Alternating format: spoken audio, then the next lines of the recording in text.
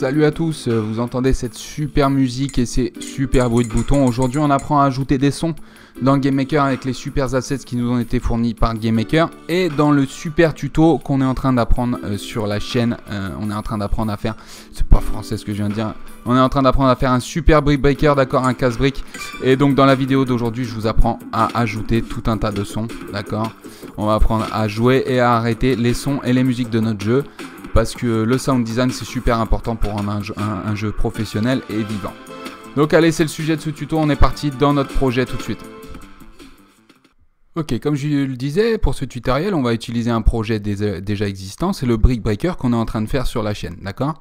Mais pour lancer des sons, ça va être pareil sur tous les projets, ce qu'on a besoin c'est d'un élément déclencheur, le moment où on va lancer le son, d'accord? Et après on a besoin de savoir si ce son est lancé de manière ponctuelle, si ça va être en boucle, etc. Là, dans ce projet, on avait plusieurs sons qui étaient fournis, d'accord? Dans GameMaker, on va directement pouvoir, dans l'inspecteur ici, pouvoir lire les sons et les tester. Donc j'ai par exemple un son Brick Hit, ok? Donc ce son, hop, je sais pas si, je vais peut-être augmenter le son pour l'enregistrement, ça sera peut-être mieux pour vous, hop. Voilà, donc ce son là, on le veut qui se joue à chaque fois qu'on va toucher une brique, d'accord? On va avoir le button click à chaque fois qu'on clique sur un bouton, ok? Donc on va devoir aller chercher à quel moment on va vouloir jouer ces sons. Pour le premier, par exemple, je vais aller dans le GUI et je vais aller dans mes buttons. Je vais aller voir les buttons et l'objet button parent, ok? Et je vais vouloir jouer ce son à chaque fois qu'on entre ou qu'on sort la souris du bouton.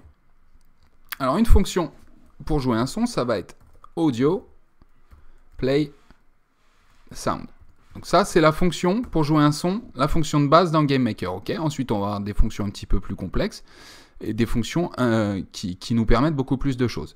Mais là, pour l'instant, on va juste pouvoir jouer un son, une priorité et savoir si on le joue en boucle ou pas, d'accord? Donc là, le son que je vais vouloir jouer en cas d'entrée de la souris, ça va être le button click, ok? Alors, on va l'appeler SFX button click, ok. La priorité, on s'en fiche, je vais mettre 1, d'accord? Je vous expliquerai plus tard les histoires de priorité. Et en loops, je mets 0, sinon vous pouvez mettre false, ok? True ou false, 0 ou 1, c'est la même chose. Donc là, ce son sera joué qu'une fois, en cas d'entrée de la souris, ok? Là, je fais un copier-coller en cas de sortie de la souris, et ça devrait bien fonctionner sur nos boutons. Je vais le tester tout de suite, et si ça marche bien, on va pouvoir faire ça pour tous nos sons. Ok, moi j'entends rien. Peut-être que je vais augmenter un petit peu le son. Voilà, impeccable. Là je l'entends. J'espère que l'enregistrement pour vous c'est bon. Voilà, nickel. Donc là j'ai mon son qui marche. Et si je clique également. Maintenant, on va jouer une musique. Et comme ça, je vais vous montrer comment arrêter un son. Parce que si je joue une musique ici, alors ça va être notre objet. Tac, je vais fermer ça. On a l'objet MainTitle, d'accord, qui est créé à la création de notre première room title ici. Mon jeu va être lancé sur cette pièce et j'ai un objet caché ici qui contient du code qui est l'objet MainTitle, d'accord? Donc j'aimerais qu'à la création, il me joue un son. C'est la musique menu ici, d'accord? Je lance. Voilà. Donc j'aimerais que cette musique se lance au démarrage du jeu. Alors c'est parti. À la création de l'objet title, on dit audio, play, sound. Le son, ils ont appelé ça musique menu.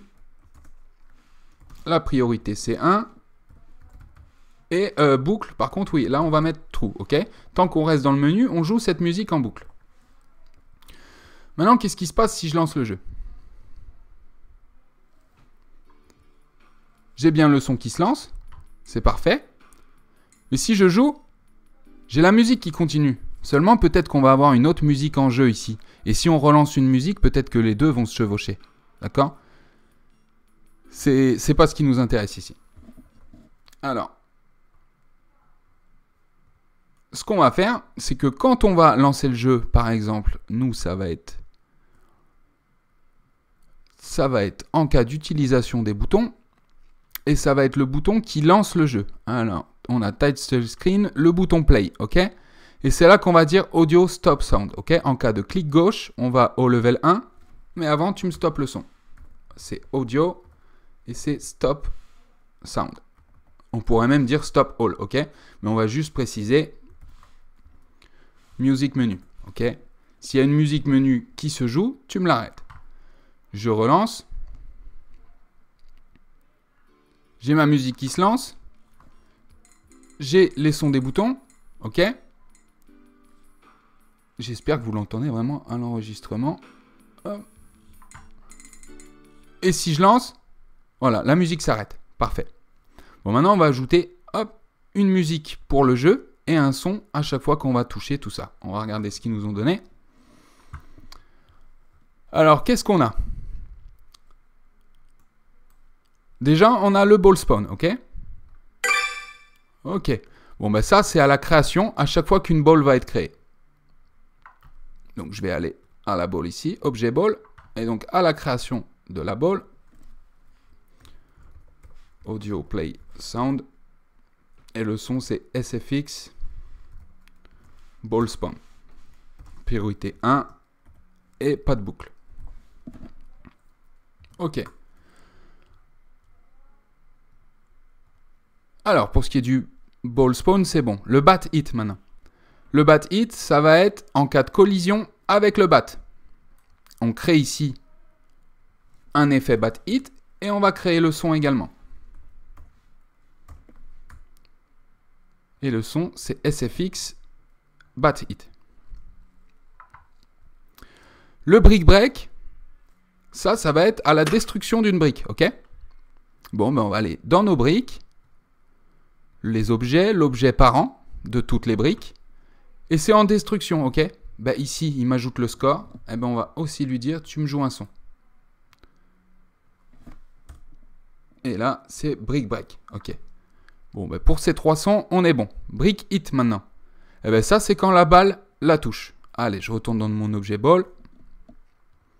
Brick, en cas de collision verticale ou horizontale. Allez, c'est parti.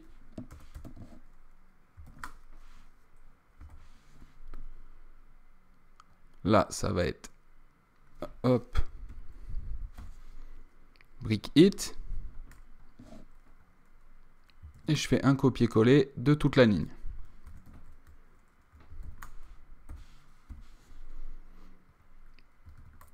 Ok, pour le brick hit, on est bon. Le button click, on l'avait déjà fait. Et là, on a le power up pick up. Ok, donc ça, c'est quand on touche un power up. Allez, je vais dans mes power ups, objet. Et on a le parent, ici. Ok. Mais alors, est-ce qu'on a des événements de destruction pour chaque? Oui, on avait des événements de destruction pour chaque. Alors, on va le faire pour chaque. Parce que sinon, dans le parent, je serais obligé de le mettre dans le parent et de venir dans chaque, ici, mettre Event Inherited. Donc, au final, ça me fait rajouter soit une ligne de code dans le parent et une ligne de code dans chaque objet. Ça revient au même. Bon, donc je vais dans l'événement détruire de chaque objet ici. Et on va dire audio play sound. Le son, on a dit, c'est power up pick up. Ok. Priorité 1 et 0. Ok. Bon, là, il faut que je le copie et colle dans chacun de mes power-ups.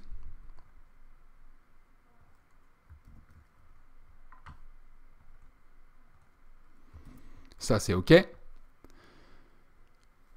Par contre, pour le spawn, ça, on va peut-être le faire dans le parent. Parce qu'ils n'ont pas, les enfants n'ont pas d'événement créé. Donc, si je fais un événement créé dans le parent, lui, il peut faire un spawn et tous les enfants vont le faire. OK? C'est faire power up, spawn. Ça, c'est nickel. Donc, tout ça, c'est bon. Button click, etc. Et là, on a le wall hit. OK? Bon, ben ça, c'est quand notre balle touche le mur. C'est le dernier son qu'on n'a pas fait. Je retourne dans notre balle. On est ici dans les collisions. Et je vais avec les murs. OK. Audio play sound. SFX et c'est wall hit.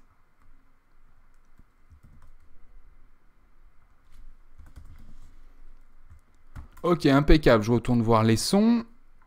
Et tout ce qu'on a fait, tout ce qu'on n'a pas fait, c'est la musique in-game, ok? Donc ça, ce qu'on va faire, c'est que dans l'objet main, À chaque fois qu'il va être créé, il va lancer cette musique et quand il va être détruit, il va l'arrêter, ok? Comme ça, on est sûr qu'elle s'arrête bien, qu'elle se relance bien à chaque changement de room, on va pas avoir de soucis, ok? Alors à la création, audio, play, sound, c'est musique in-game, 1 et 0, ok? Et à la destruction, à la destruction, on peut carrément dire audio, stop, et c'est stop all, ok?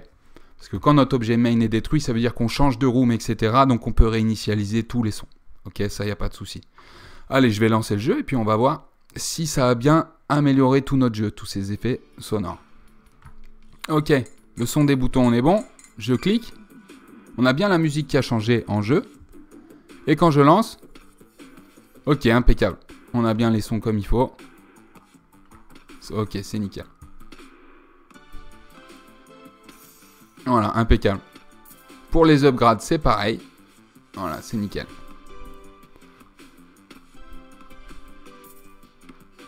Bon ben voilà, vous savez maintenant comment jouer et arrêter des sons dans Game Maker. Là on commence vraiment à avoir un jeu qui a un rendu professionnel, d'accord? On a des musiques, des effets visuels, des effets sonores, il y a tout ce qu'il faut. On a des niveaux, ça on peut changer, passer de niveau en niveau. On a un title screen, un menu Game Over, donc on a vraiment un jeu qui ressemble à quelque chose. Maintenant on va ajouter quelques petites fonctionnalités pratiques dans d'autres vidéos. On va ajouter tout ce qui est sauvegarde de meilleurs scores. Et puis je vais vous apprendre également à exporter un jeu pour pouvoir le partager. Eh ben, merci d'avoir suivi ce tutoriel. N'hésitez pas à vous abonner à la chaîne pour avoir plein d'autres tutos et de guides pour créer des jeux complets dans Game Maker. Et moi je vous dis à tout de suite pour la prochaine vidéo. Allez, ciao!